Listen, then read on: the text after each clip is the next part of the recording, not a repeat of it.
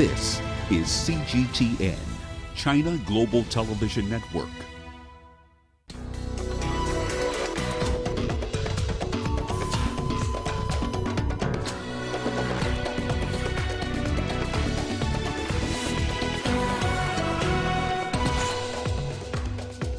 Prime Minister Abiy Ahmed pledges post-conflict rehabilitation in Tigray as refugee camps in Sudan grapple with an influx of Ethiopian refugees. The death toll from Saturday's attack in the Nigerian town of Maiduguri rises to 110. And experts warn that COVID-19 may reverse gains on malaria control. Welcome to Africa Live on CGTN with me, Beatrice Marshall, in Nairobi. The details on those stories in just a moment, but first, Ramanyan with the day's business headlines. Rama. That's right, Beatrice. Here's what's coming up in the course of the hour. Zimbabwe hopes to mobilize nearly $5 billion in revenue through improved tax systems.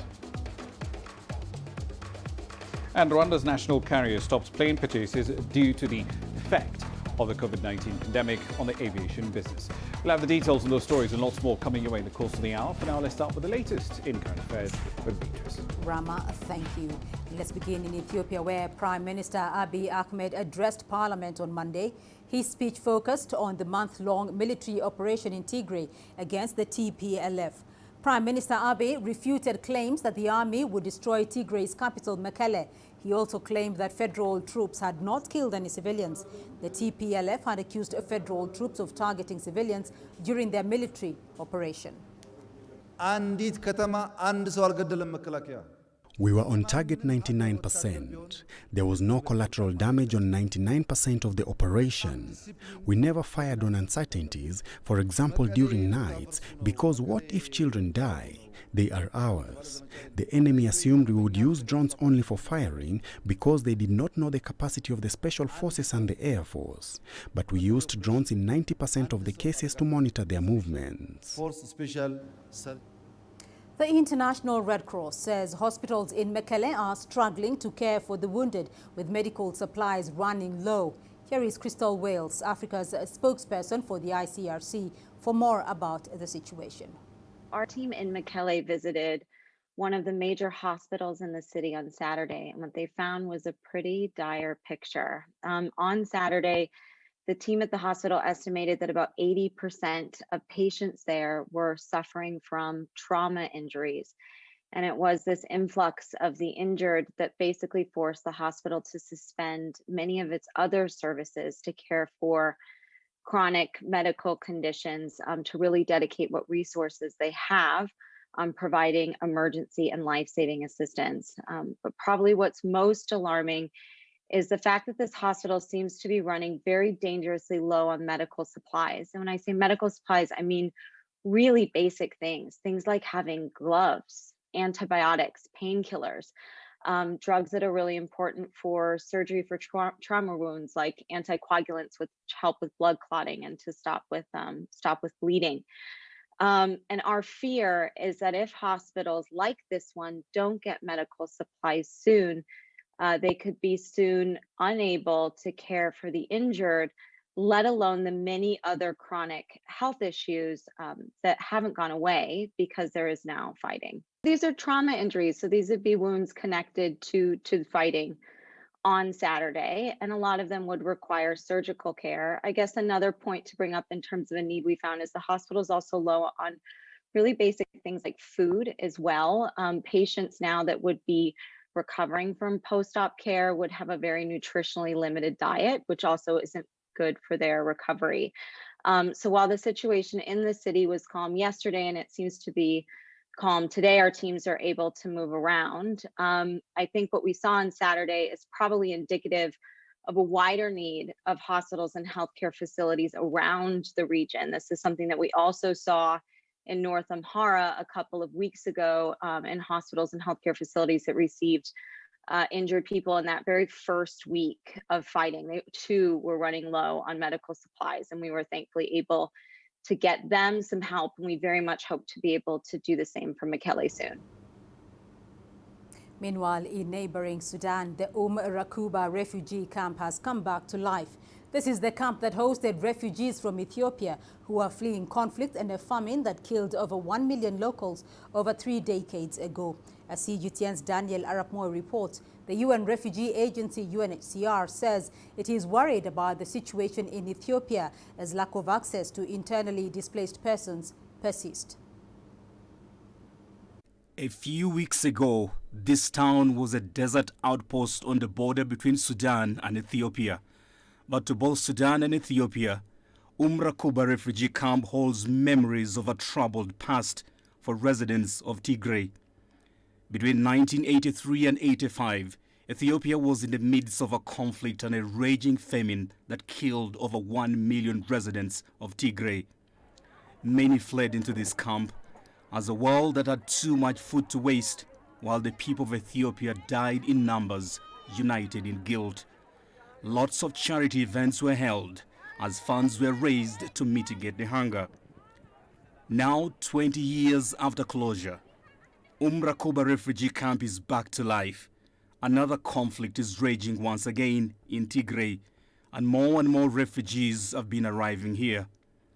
The UN estimates that over 44,000 Ethiopians have crossed into Sudan. However, most of them are being held in transit camps, but slightly over 9,000 are already settling in this camp. Up until now, there are over 9,000 refugees. There is not enough water in the camp. We are in need of more, and also in need of sanitary infrastructure. UNHCR and other aid agencies are setting up amenities for the refugees. Makeshift learning places are also being factored in as children of school-going age continue arriving. Behind me, there's the first 5 of the classrooms. On another site in the camp, we have another 5. There'll be 2 shifts of about 40 students each. So in this initial phase, we'll just help 800 people. Meanwhile, United Nations High Commissioner for Refugees says the lack of access to Tigray could be dangerous for internally displaced persons in northern Ethiopia. I'm also very worried about the situation inside Ethiopia on 2 accounts in particular. One, which I share with other humanitarian organizations. We still have no access to all the people that we used to assist before and to people freshly displaced by the fighting. And I want to renew here the appeal that we humanitarians have made to the federal authorities of Ethiopia to grant us that access, because people are in need and we need to collect information and to provide assistance to them. The UNHCR boss also said the body has appealed for $147 million to help sustain Ethiopian refugees for the next 6 months. Daniel Arapmoy, CGTN. The United Nations says the death toll of people killed by Boko Haram insurgents in Nigeria over the weekend has risen to over 100. CGTN's Phili Haza has the latest from Nigeria's capital, Abuja. Earlier reports by security agencies confirmed the death toll at 43, but according to the UN resident coordinator in Nigeria, Edward Kalon, the number of people slaughtered by the militant group could be as high as 110. Farmers harvesting crops in Borno State were attacked by armed men in a Jere local government area in what the UN calls the most violent direct assault on civilians this year. Kalon also says many women may have been kidnapped by the terrorists during the attack and has urged security operatives to intensify efforts to find them. He also extended his condolences to the families of the victims and wished a speedy recovery to the wounded. Despite the government's claim of winning the war against terrorism in the northeast, insurgents have continued to carry out a series of deadly assaults in the area, killing at least 30,000 people and displacing millions more since 2009. President Muhammadu Buhari has condemned the attack and promised to increase security presence in the area to curb further activities of the terrorist group. The top UN official says the global body is working with the humanitarian agencies to provide life-saving and development assistance to vulnerable people in the area.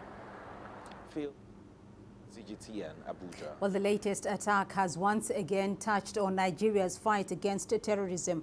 Earlier, we talked to Patrick Agwambu, a security analyst, to get a better understanding of the situation. He touched on what measures the government could take to defeat militant groups like Boko Haram. It's actually a very sad situation. It calls for a very drastic measure to be taken. But why now? It's you can't wish off terrorist attacks. They've been on and changing tactics. You know, this is an asymmetric warfare. They try to change their mode and their style of operation. Because the Nigerian military have been able to downgrade them substantially, they now target on soft targets, attacking civilians who they think are harmless, who cannot fight back, just to make statements and to state that they are still active to fight.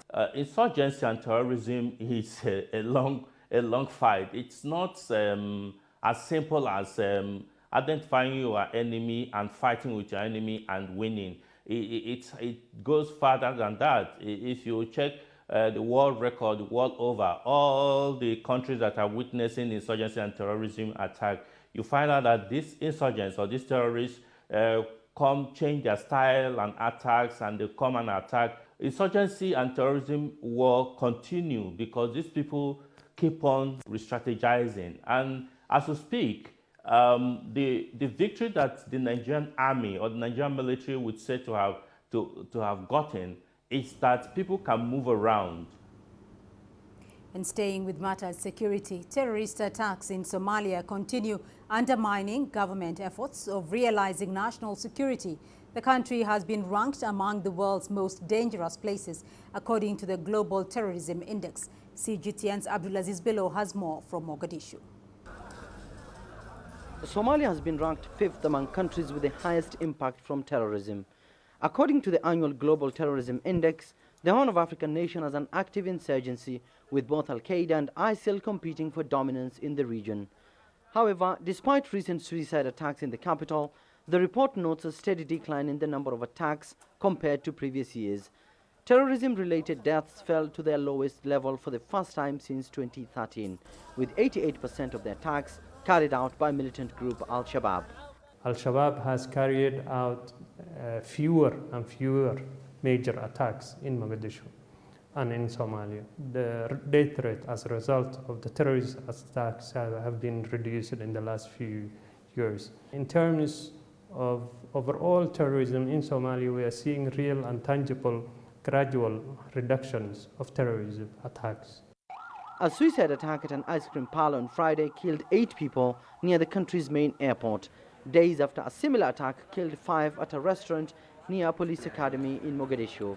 Nevertheless, security experts say the terrorist group has been weakened militarily. Since last year, we have been undertaking operations in Lower Shabelle, removing Al-Shabaab from strategic locations and disrupting Al-Shabaab's ability to organize, plan, and execute operations. So we have been after them. In terms of overall impact of terrorism, we are seeing real and gradual reductions of violence. The Global Terrorism Index also notes that 44% of the attacks took place in Mogadishu. The deadliest one targeted this checkpoint on the outskirts of the city, killing 84 people.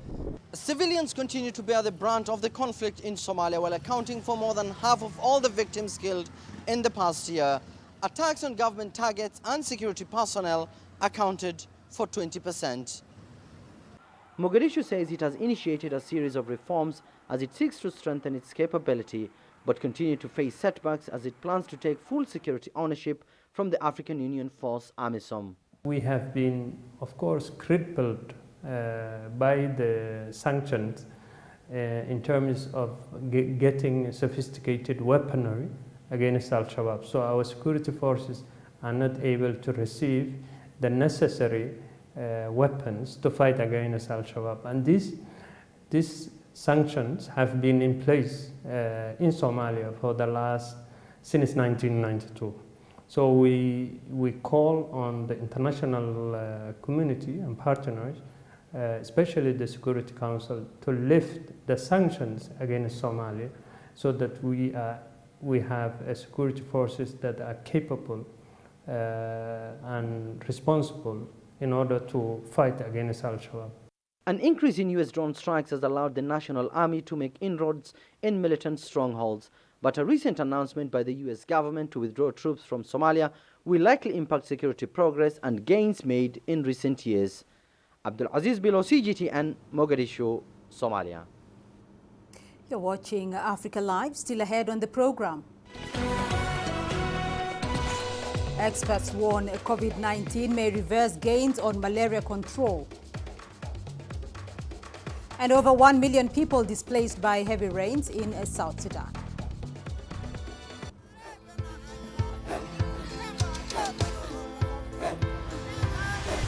Africa is a continent of diversity, with varied climates and enchanting geography, and a people so distinct, but with a shared enduring spirit.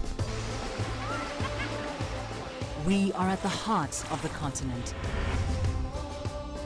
to bring you the untold stories. Let's have a look.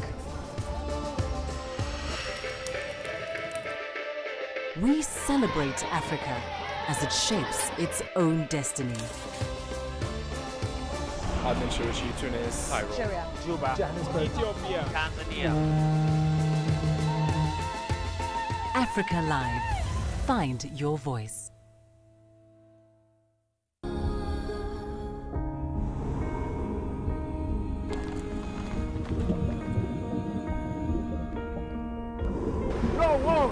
No one again began holding guns. Machine guns from police forces toward the protesters.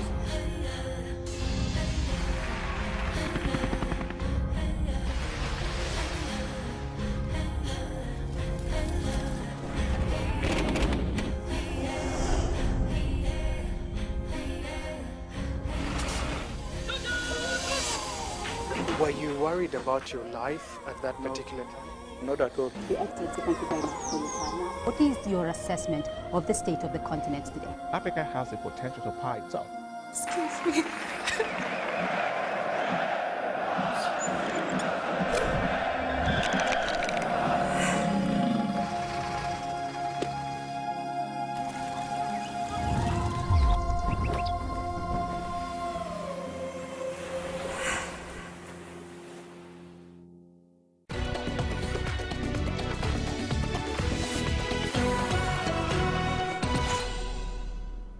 Palestinian President Mahmoud Abbas is holding his first international trip since the COVID-19 pandemic.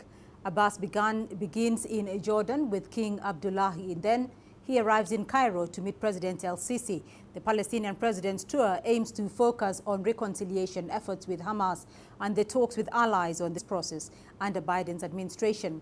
Here is CGTN's Adel Mahroui with more on that story. The first trip for Palestinian President Mahmoud Abbas following the U.S. elections was with the leaders of Jordan and Egypt. The two nations are adjacent to the West Bank and Gaza Strip respectively. They remain among the most influential nations in the Palestinian conflict. Abbas's visit aims to look into how a Biden administration would affect a peace deal with Israel. Honestly, Palestinians were happy with Trump's defeat in Biden's election. For long, the change in U.S. administrations did not introduce any changes in the conflict, whether it's Democrats or Republicans. We were indifferent. But Trump created chaos. He, a Zionist administration, violated given principles in the Palestinian crisis. But during the campaigns, Biden said he believes in a two-state solution, which is acceptable. Will he be able to do so? That won't be easy. Trump's surprising policy for the Palestinian file has seen the U.S. move its embassy in Israel to Jerusalem. U.S. funds to UN bodies supporting Palestinians have also been frozen. That has pushed the Palestinian Authority to seek other brokers for peace with Israel. Abbas is working with Cairo to hold an international conference for peace. There are communications between the Palestinian Authority and the Quartet about approaching Biden for that conference. Egypt has a major role in the international community, so talking with Egypt and its leadership is important. Egypt wants peace and to put an end to terrorism. Palestine also wants to resume relations with other Arab states and to end Arab-Arab tensions. Palestine was furious when UAE, Bahrain and Sudan normalized ties with Israel. A 2002 Arab Summit initiative offered normalization after peace is reached and an independent Palestinian state is established. The meetings in Cairo included the Egyptian chief of intelligence, who has been hosting representatives from Hamas and Fatah this month to speed up reconciliation efforts. A step President Abdel Fattah el-Sisi believes is essential before negotiating for peace. Egypt is a key player in the Palestinian peace with Israel and the reconciliation between Palestinian factions. President Abbas is here in Cairo to make sure that the two countries are on the same pages regarding all hanging issues before the US elected President Joe Biden starts working on that file. Adel Mahroui, CGTN, Cairo. Let's now go to matters health. Malarial deaths are projected to exceed those of COVID-19 in sub-Saharan Africa. In its report on Monday, the World Health Organization said funding shortfalls and disruptions because of COVID-19 have interrupted malarial treatment. More than 409,000 people globally, most of them babies, were killed by malaria in 2019. The report also urges partners to scale up the fight against malaria with better mitigation mechanisms. The World Health Organization report found that in 2019, malaria cases globally numbered over 220 million, an annual estimate that has remained virtually unchanged over the last 4 years. Last year, the disease claimed about 400,000 lives.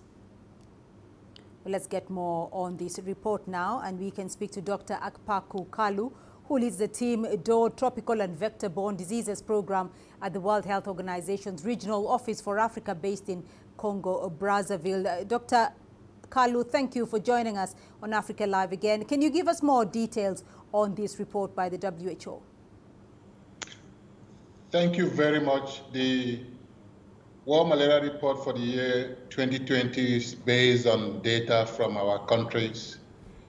It's unfortunate, we regret that about 51,500 people have died from COVID so far this year. But we just know that last year alone, 384,000 people died of malaria in Africa. And so we are appealing to countries that as we scale up our response to COVID-19, we should ensure that routine health services are maintained, including malaria services. Because we fear that if routine services, malaria services are not maintained, we may have much more deaths than we recorded last year due to malaria in Africa. This is very important because we are talking about a disease that in 2019 killed about 10 times more people than COVID has killed in Africa so far. So you're talking about, Dr. Kalu, you're talking about more deaths could result from malaria if the gains are not kept up, if the momentum isn't kept up, and that malaria, we do understand, will kill probably 10 times more people than COVID-19 by the end of the year. Talk to us about that. What do we need to do? Services, which include distribution of insecticide-treated nets, spraying indoors on the walls to ensure that the malaria vector, which is mosquito, does not transmit disease. Then in some parts of Africa where it is recommended that they continue to distribute medicines during transmission season that enables children especially to have less of the disease. Also, countries should keep implementing testing and treating of malaria. Available are testing kits to ensure that every fever case is tested. Those who are positive for malaria are treated. We also need to strengthen the health systems more so that we can extend the services to every person that needs malaria service. Indeed, nobody should die of malaria in Africa because malaria is preventable, malaria is treatable. Yet, every year we lose more than 380,000 people to malaria. That should not be. We must prevent this. We must rewrite our history. Dr. Akpaku Kalu joining us there from Congo, Brazzaville. Thank you for your insight. Well, elsewhere, health workers in Uganda are in the meantime expressing concern over the effects of the COVID-19 pandemic on the fight against HIV and AIDS. They say lockdowns and economic distress are denying people living with HIV/AIDS the much-needed treatment and support. CGTN's Hilary Ayesiga reports. Agnes Nakitende is a mother of 9 and HIV positive. She makes money from baking bricks, but it's not enough to access her life-saving drugs. The nearest government health centre from here is 10 kilometres away. I can't afford transport to the health unit. I sometimes walk, but because of the distance, I reach late when they have closed. And she's not alone in her struggles. Nakitende is among many people in this community who are struggling to make ends meet during the COVID-19 pandemic. The Uganda government introduced tough measures to curb the spread of COVID-19. They include, among others, social distancing in taxis, which forced the owners to hike transport fees. Health workers say the coronavirus and its effects have dealt a blow in the fight against HIV and AIDS. You remember there was a lockdown, there was no public transport. Most of the services were closed apart from a few essential services. So because of that, access to HIV services was initially affected, again until government put measures in place to ensure that people seeking for HIV services would have to get permission to go and have refills. Doctors say limited access to drugs resulted in some patients missing their dose for HIV treatment. If you do not adhere to your treatment, your viral load can go up. When the viral load goes up, you fall sick as the first step, but also you are at risk of transmitting the infection to your sexual partner. So because of that, we think that COVID impacted, HIV services. This is on top of the 1.4 million people living with the virus and an estimated annual death toll of 21,000. In order to improve the well-being of the affected people, the government has eased COVID-19 restrictions and also rolling out mobile clinics to rural areas. Hilary Ayesiga, CGTN, Kampala, Uganda. Let's now turn to South Sudan. The country has been dealing with heavy rains and flooding. The United Nations calls it the worst rains in living memory. Displaced from their homes due to flooding, some South Sudanese are struggling in makeshift camps. Ashtatal has more. Over 300,000 people now call this makeshift camp in Warkar State their home. Families were forced to flee here after being displaced by heavy flooding in several parts of South Sudan. It is water like what you have seen that destroyed my house. I have 9 children and they keep getting sick. James and his family are among the over 1 million South Sudanese displaced by heavy flooding. Residents in this camp in Warab State struggle to access proper sanitation and food. They don't have sanitation facilities. They are practicing open defecation. Any kind of waterborne disease, they are around there. The same water that is of flooding, they are the same water that's being used for cooking, for washing, for everything you can imagine. If they reach February without food, that being brought by the government or by the humanitarian, especially WFP, then people will be starved. People will die of hunger. While those displaced by the floods wait for assistance, the country's government is facing several challenges. South Sudan's Vice President, Rebecca Nyandeng Mabior, has said the government has no resources left. She pointed to a loss of oil revenues compounded by the COVID-19 pandemic as a reason behind this.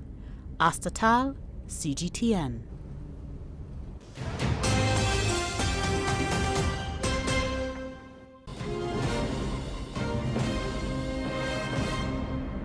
And here's a quick recap now of the headlines this hour.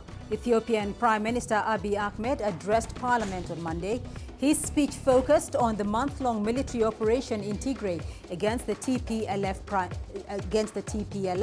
Prime Minister Abiy refuted claims that the army would destroy Tigray's capital, Mekelle. He also claimed that federal troops had not killed any civilians. The United Nations says at least 110 civilians were killed in a militant attack. They were harvesting their fields when militants launched the attack in Nigeria. 43 of the farmers have been buried by their loved ones. Several rural communities near the capital of Borno State were attacked. Malarial deaths are projected to exceed those of COVID-19 in sub-Saharan Africa. In its report on Monday, the World Health Organization said funding shortfalls of COVID-19 have interrupted malarial treatment. More than 409,000 people globally, most of them babies, were killed by malaria in 2019. And that's a look at your headlines this hour. Let's now go to Ramanyang for a look at the business news. Rama. Thank you very much, Beatrice. Here's what's coming up in business. Zimbabwe hopes to mobilize nearly $5 billion in revenue through improved tax systems. And the COVID-19 pandemic has stopped Rwanda's national carrier's plans to expand its fleet.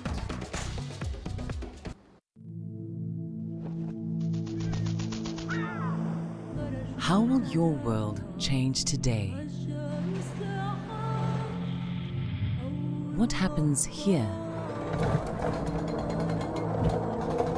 What happens there? Or what you make happen for yourself? If it matters to you, it matters to us too. Your stories are the stories that need to be told. Africa Live. Find your voice.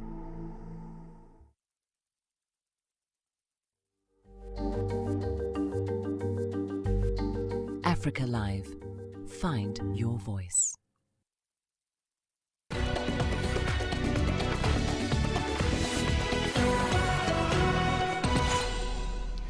Welcome back to the program. Let's start in Zimbabwe. The country's finance minister is planning to mobilize about $4.9 billion in tax revenues over the next 2 years by widening the tax base, but also improving the efficiency of the country's tax systems. The Southern African nation has very limited scope for external borrowing, and it has been tackling leakage challenges in revenue collections. With the details, here's CGTN's Farai Mokutuya.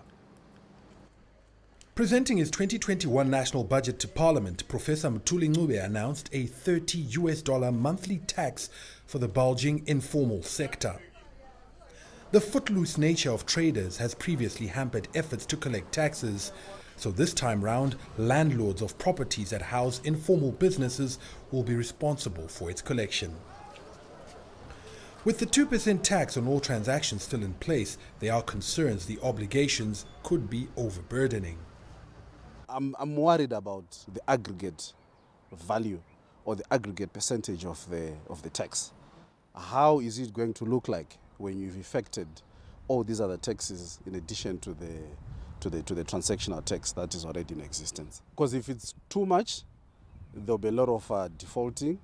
There's a lot of people who move out of the formal SMEs market, where they will choose to sell their wares from the boots of their cars.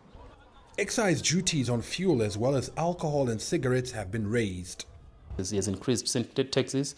My view is that I think that's positive because we have witnessed a rising incidence in non-communicable diseases. So the best way of putting a check to that is by coming up with these taxes on these demerit goods. And they are less distortionary. They don't really affect our economy that much.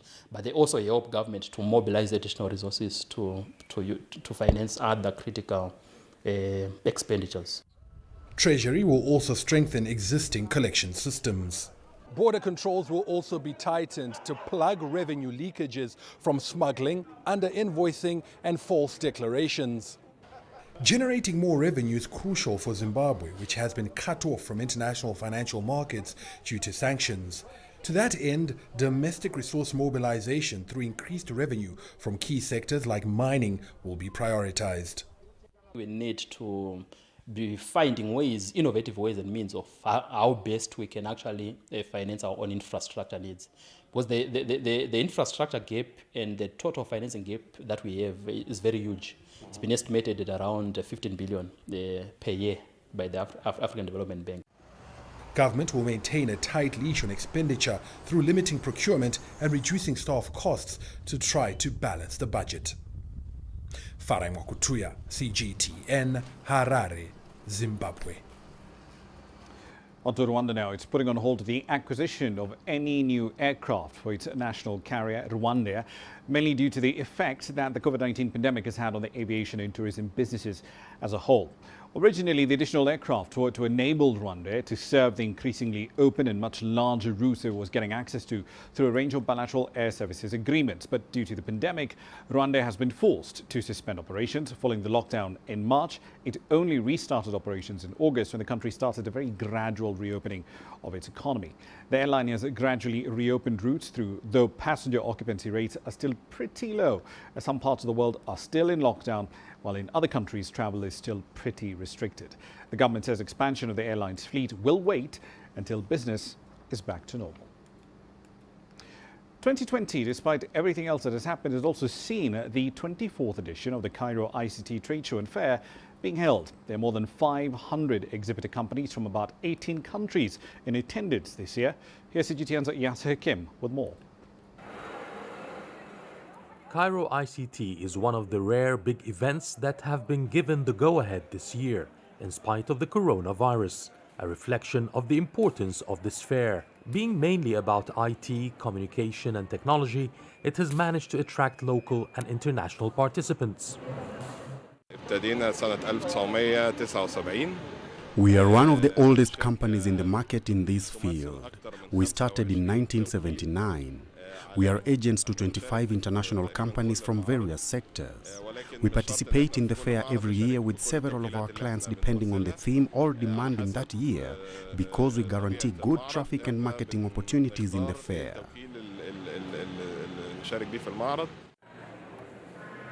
Coronavirus has had its impact on all industries worldwide in 2020, yet the number of exhibitors here has been the same as last year. The impact of the corona was very strong.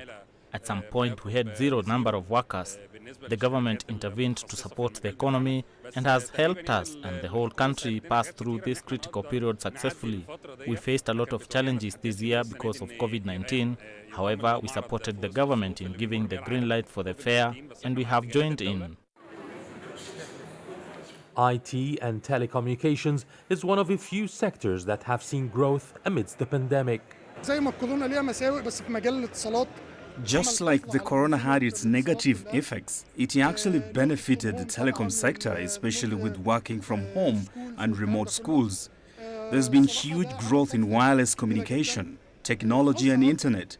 It also shows how important this sector is for Egypt. Egyptians never focused on IT and telecom, but now this has changed.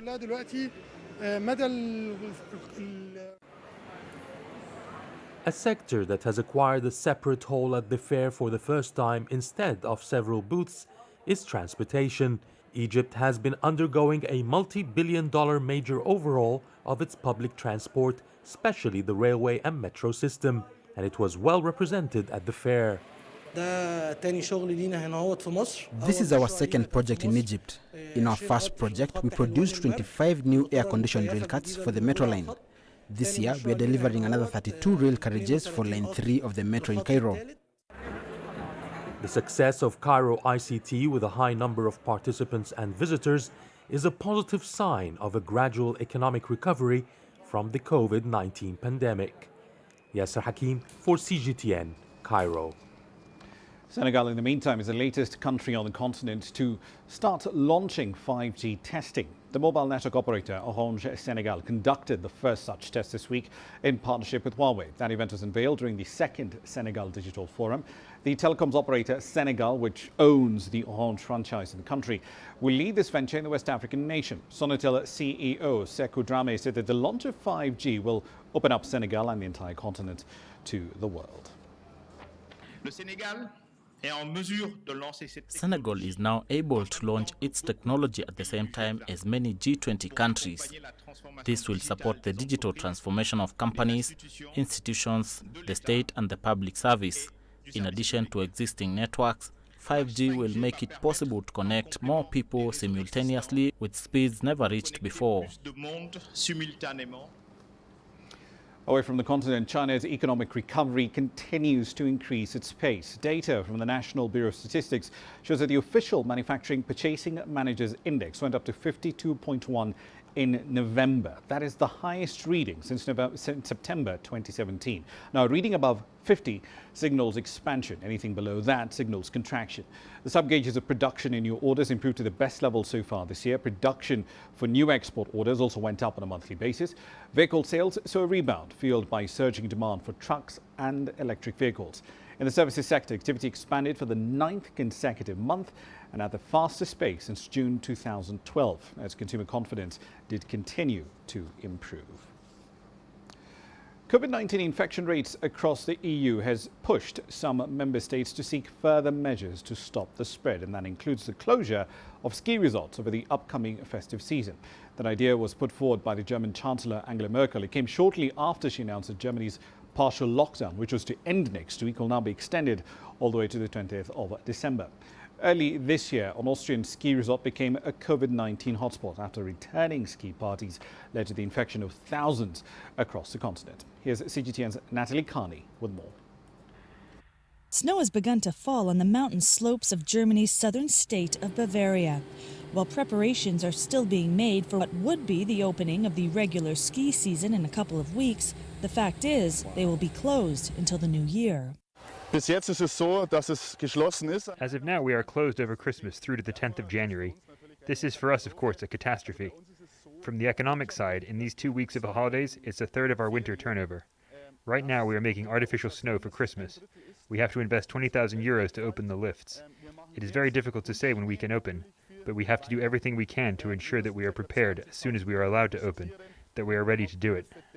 Vonklift sees between 300 to 400 guests on normal operating weekends, but this closure means their ski slopes, ski school and ski rentals will be non-operational. We are here at the registration of the Ammertal Ski School. Normally there are around 70, 80 or 90 people standing here at 9 o'clock in the morning to register their children and teenagers for ski courses.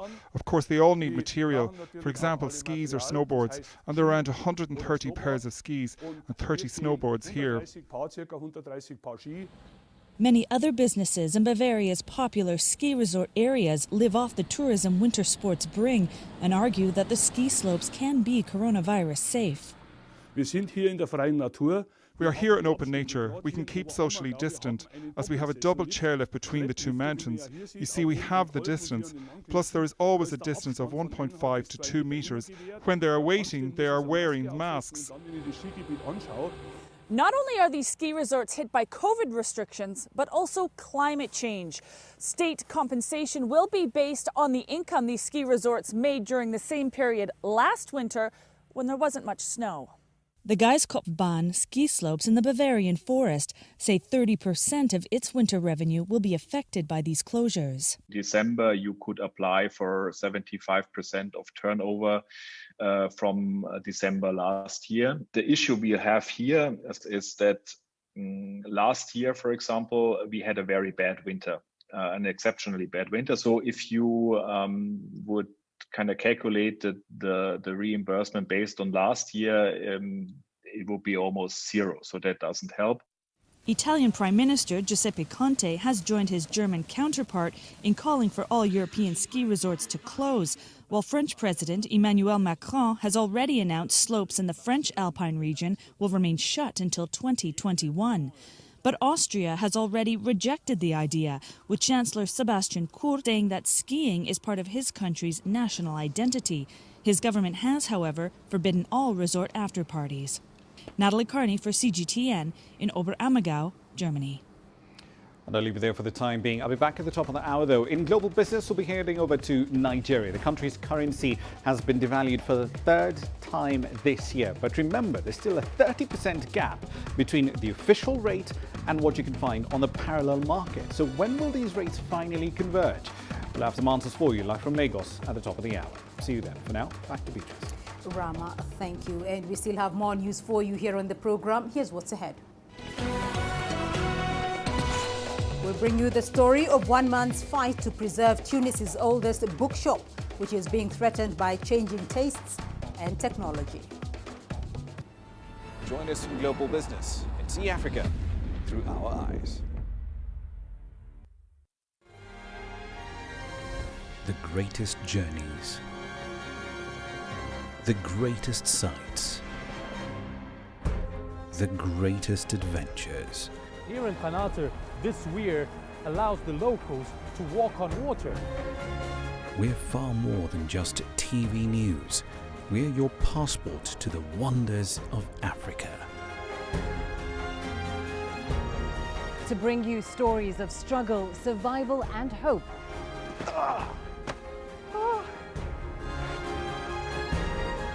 So let's explore.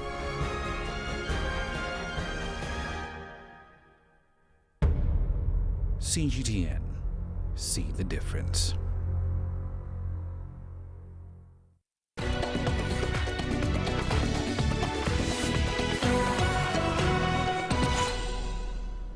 There are dozens of used bookshops in Tunisia. The majority are, however, threatened with closure as buying habits change, especially due to the coronavirus lockdown. The oldest bookseller in the capital, Tunis, has launched a distress call to save his shop. Hundreds of readers have joined the campaign.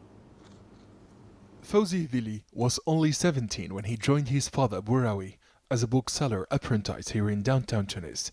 Now there are over 300,000 books from all categories, including novels, essays, history books, collections of poetry, philosophy, academic and scientific research, as well as surveys by ancient and contemporary authors in 6 languages. The shop owner says the business is no longer lucrative as the number of clients is in decline. I remember when clients used to queue up in front of my bookshop early in the morning when it was still closed.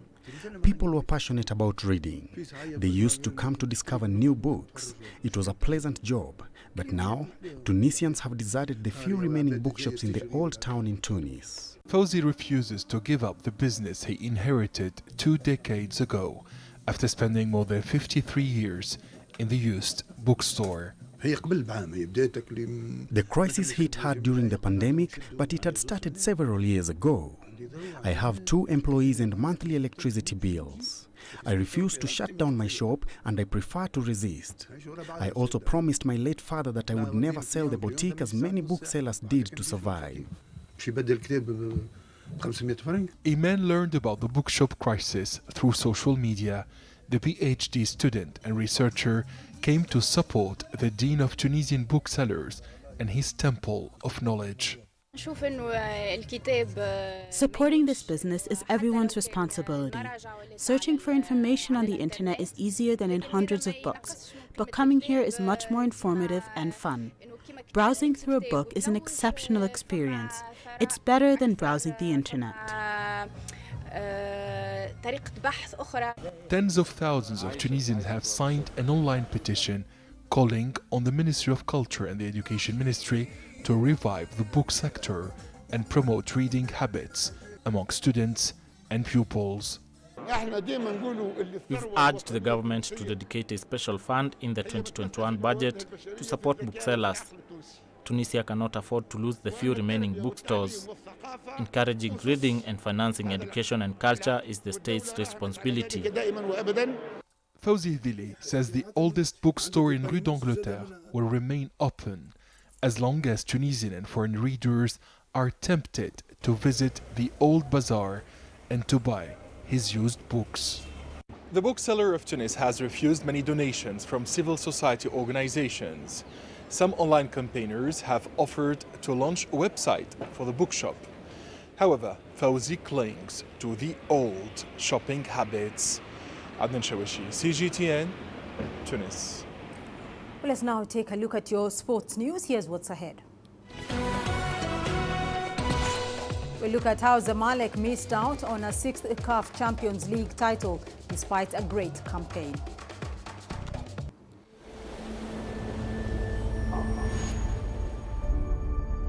How would you create your legend? On the fields, on the tracks, in the arenas of Africa. Were you born to be a player? Could this moment be yours?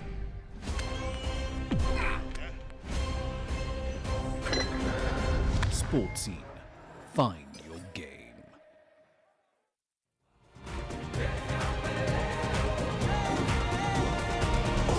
Africa Live. Find your voice.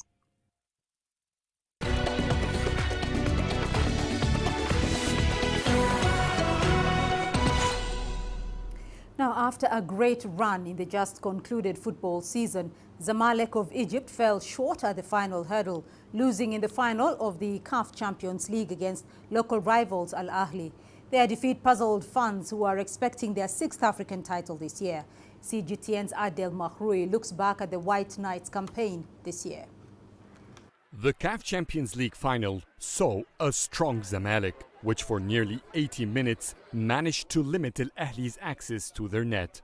Scoring against Al Ahly, however, appeared to be the biggest challenge they had during the game.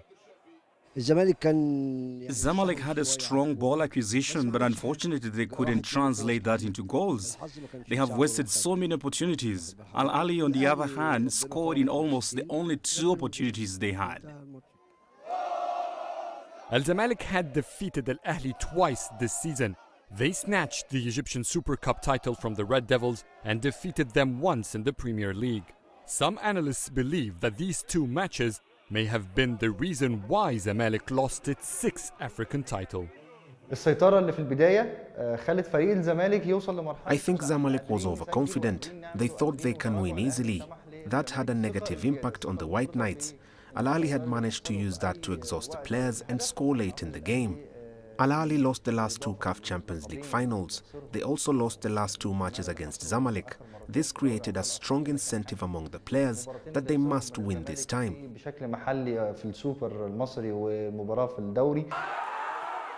After scoring their first goal in the final, Al Ahly switched to defense mode. Putting all their power to score, Zamalek managed to get the equalizer 31 minutes into the game. The White Knights ran out of breath near the end of the game. This is when Al Ahly used their saved energy to press Zamalek, ending the game in their favor. It's been 18 years since the Egyptian white jersey lifted their CAF Champions League trophy. This was their 2nd defeat in the final since. It is definitely a great disappointment for the Egyptian White Knights. Still, they've played great football this season, and they have proved that they're becoming once again the tough foes the Egyptian Red Devils used to face. Adel Mahroui, CGTN, Cairo. Former Senegal international Papa Bouba Diop has passed away following a long illness at the age of 42. Diop was part of the Teranga Lions side that stunned reigning world champions France 1-0 in the opening match of the 2002 World Cup, scoring the only goal of the game to secure one of the biggest shocks in the history of the competition. Diop was also part of the team that lost to Cameroon on penalties in the 2002 Africa Cup of Nations final. In Dakar, the Senegalese capital, the news of his death caused a great stir among football fans. Papa Bouba Diop was a great player and I have good memories of him. He made us live the highlights of the 2002 World Cup. His death saddens all the Senegalese people who knew and loved him. If I liked the Senegalese national team, it is thanks to the late Papa Bouba Diop. His performances in the World Cup against France showed us his talent as a great player, scoring the goal that helped us beat France.